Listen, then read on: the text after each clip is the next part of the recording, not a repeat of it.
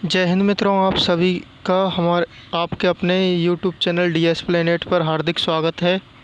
जैसा कि आप सभी ने देख लिया होगा थंबनेल में, आज का अपना टॉपिक है मानव रोग या ह्यूमन डिसीज़। ह्यूमन डिसीज़ एक बहुत ही महत्वपूर्ण इम्पोर्टेंट टॉपिक है जो आर्मी में हर बार पूछा जाता है। आर्मी ही नहीं, डिफेंस एग्ज़ाम्स में इसमें से एक ना एक क्वेश्चन देखने को मिलता है। तो आपको आज हम ह्यूमन डिसीज़ के बारे में पढ़ाने जा रहे हैं, तो ध्यान से पढ़िएगा। तो ह्यूमन डिसीज़ की पहली स्लाइड में हम जब शरीर किसी क्रिया करने में असमर्थ हो या अंगों में किसी प्रकार की विकृति आ जाती है तो इस दशा को क्या कहते हैं? ह्यूमन डिसीज़ कहते हैं या मानव रोग कहते हैं। रोग दो प्रकार के होते हैं। एक रोग तो होता है जन्मजात, जो बच्चों में जन्म से ही होता है। एक होता है उपार्जित, जो जन्म के बाद बच्चों में होता है, जो बच्चे बड़े हो जाते हैं धीरे धीरे उसके बाद होता है। तो जन्मजात रोग तो उनको जन्म से ही आता है, बचपन से ही जन्म के साथ आता है। और उपार्जित रोग है जो उसको बाद में होता है। जिन जीवों से रोग होता है उन्हें रोगकारक या रोगजनक कहते हैं, जो रोग फैलाते हैं। और जो रोग कारकों को अपना ऊपर लेकर जाते हैं उन्हें रोग वाहक कहते हैं। तो कुछ रोग हैं जिससे आपसे पूछता है कि प्रोटोजोआ जनित रोग कौन से हैं। तो प्रोटोजोआ जनित रोग में हमने एक ट्रिक है, उससे आपको बताएंगे कि पायल और लकी का माखन। पायल और लकी का माखन, तो पायल में पैसे पायरिया और छोड़ना है आपको लकी का ल्यूकेरिया, श्वेत प्रदर एसटीडी, महिलाओं के सेक्सुअल ट्रांसमिटेड डिसीज़ होता है ये महिलाओं के अंदर जो प्रोटोजोआ से होता है। एम से मलेरिया, ए से अमीबियासिस लूज मोशन में होता है, इसमें ब्लड आना चालू हो जाता है। के से काला आजार, ए से अमीबिया पेचिस और एन से निंद्रा रोग। अब कुछ बैक्टीरिया जनित या जीवाणु जनित रोग हैं, वो देख लेते हैं हम।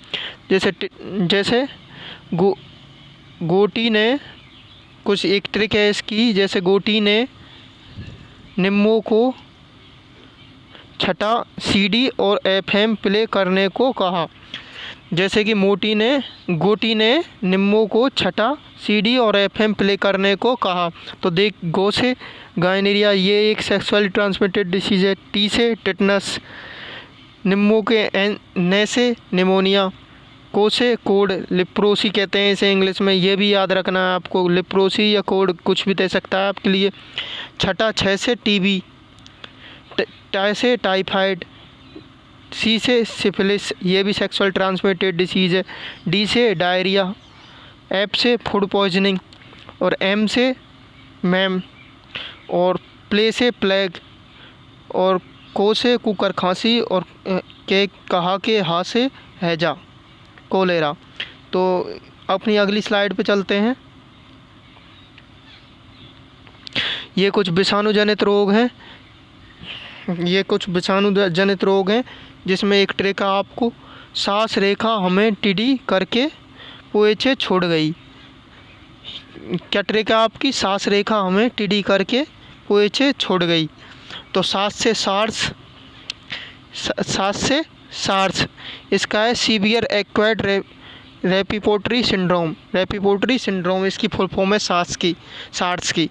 और रेबीज है, रे से रेबीज, वा से खे से खसरा और है से हर्पिन, में से मेनिंजाइटिस, है से हेपेटाइटिस और टे से ट्रकोना जो आँखों में होता है।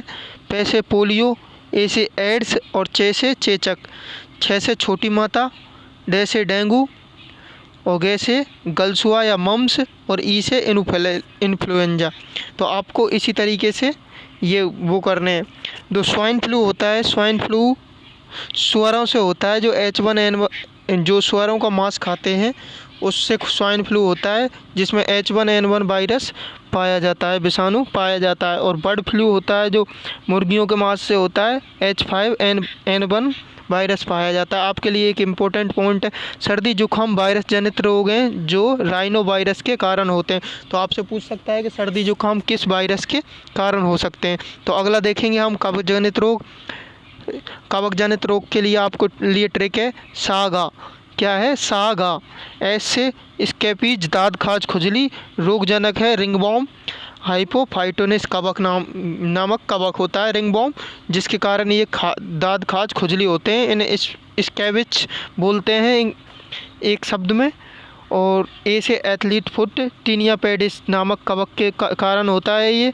जी से गंजापन, ये कवक टीनिया कैपेडिस के कारण होता है। और ए से एस्परजिलेसिस ये फेफड़ों को प्रभावित करता है। एस्परजिलेसिस कवक के कारण होता है एस्परजिलेसिस। तो अपनी अगली स्लाइड पे चलते हैं। कुछ रोग हैं हेलमिंथिस जनित, तो हेलमिंथिस जनित हैं। इस हेलमिंथिस जनित रोग में प्रभावित क्या होता है, लीवर होता है। और फैसियोलिया हिपेटिका नामक जंतु होता है जो लीवर का जंतु होता है और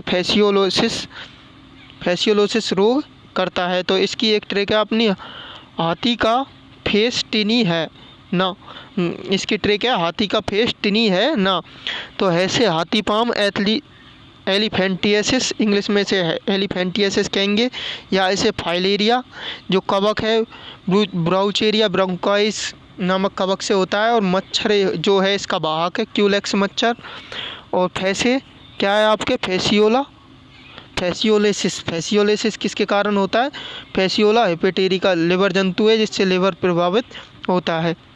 टीनी में टेनियसिस जो है टीनिया सोलियम नामक उससे होता है हेलमिंथिस से, जो सुअर का कॉम्प्लेक्स है। मछली पोट के कारण होता है ये। और ना है नाखून रोग रोगजनक है ड्रैकन कुलस। आपके अगले रोग हैं गुणसूत्र की असामान्यता से होने वाले रोग। ये ज़्यादातर पूछता है गुणसूत्र की असामान्यता से होने वाले रोग, जो भी दो प्रकार से होते हैं, एक कायिक गुणसूत्र और एक लैंगिक गुणसूत्र में। कुछ भिन्नताएं कायिक गुणसूत्र में आ जाती हैं जिससे रोग उत्पन्न होते हैं, उन्हें कायिक गुणसूत्र से होने वाले रोग कहते हैं। और कुछ भिन्नताएं लैंगिक गुणसूत्र में आ जाती हैं, उन्हें लिंग गुणसूत्र से होने वाले रोग कहते हैं। तो कुछ लिंग गुणसूत्र से होने वाले रोग हैं। पहला रोग है अपना टर्नर सिंड्रोम। इस रोग में क्या होता है, इस रोग में स्त्रियां प्रभावित होती हैं जिसमें गुणसूत्रों की संख्या अगुणित होने के कारण 46 से 45 रह जाती है। और स्थिति यह बन जाती है कि 44 + XY होने की जगह 44 X0 हो जाती है। एक X का गुणसूत्र नहीं बनने के कारण इनके किसी जननांग के मध्य विकसित जननांग हैं जो महिलाओं के, ये अल्प विकसित हो जाते हैं और ये बॉस होती हैं। ये मतलब इनमें भिन्नता आ जाती है महिलाओं के अंदर। अपनी अगली स्लाइड पे चलते हैं। अगला आपका वो रोग है जो है गुणसूत्रीय रोग क्लाइनफेल्टर सिंड्रोम। इस रोग में क्या होता है, पुरुष ग्रसित होते हैं जिसमें गुणसूत्रों की संख्या त्रिगुणित हो जाती है, ट्राइसोमी हो जाती है गुणसूत्रों की संख्या। ये कैसे होती है, 44 + XY की जगह एक X और आ जाता है, 44 + XY हो जाता है जो 47 गुणसूत्र हो जाते हैं। ये पुरुषों में स्त्रियों की भांति गुण ला देता है और उनके जननांगों का अल्प विकास हो जाता है, उनमें नपुंसकता का गुण ला देता है। अगला रोग है आपका जैकब सिंड्रोम। इस दोष में पुरुष ग्रसित होते हैं, गुणसूत्रों में त्रिगुणिता के कारण इनकी संख्या 46 से 47 हो जाती है। इसमें क्या होता है, उसमें XX बढ़ा था, इसमें XY बढ़ता है, इसलिए इसका नाम जैकब सिंड्रोम है। इसमें भी 47 होती है लेकिन उसमें XX बढ़ा था, किसमें, क्लाइनफेल्टर सिंड्रोम में, और इसमें X की जगह Y बढ़ा है, डबल Y हो गई, ट्राइसोमी Y पे हुआ है, उसमें X गुणसूत्र पर ट्राइसोमी हुआ था।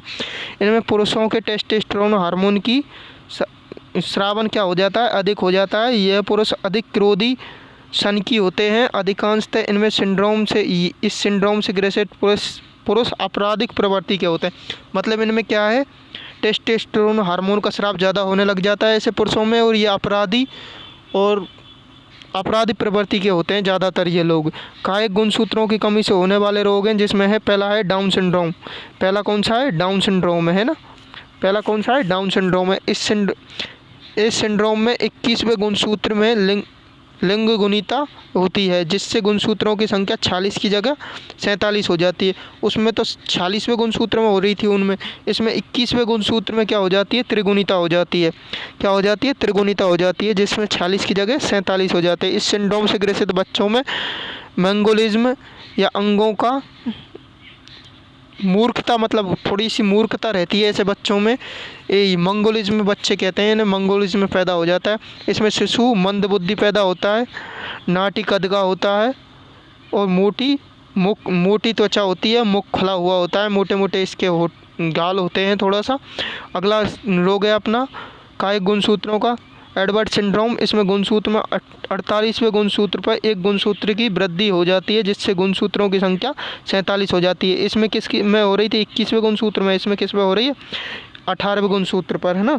अगला है पटाउ सिंड्रोम। इसमें 43वें गुणसूत्र पर वृद्धि होकर क्या हो जाता है? 47 हो जाता है। तो आपसे पूछेगा कि पटाउ सिंड्रोम में किस गुणसूत्र पर वृद्धि होती है, तो इसमें किस पर होती है?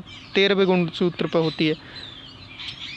अगली स्लाइड पे चलते हैं अपनी पे, 5वीं स्लाइड है कैट क्राई सिंड्रोम। ये भी कायिक गुणसूत्रों के कारण होता है। 5वें गुणसूत्र पे की एक भुजा विलुप्त हो जाती है, जिससे क्या रोग हो जाता है? बच्चे जब रोते हैं तो वो बिल्ली की तरह प्रतीत होते हैं।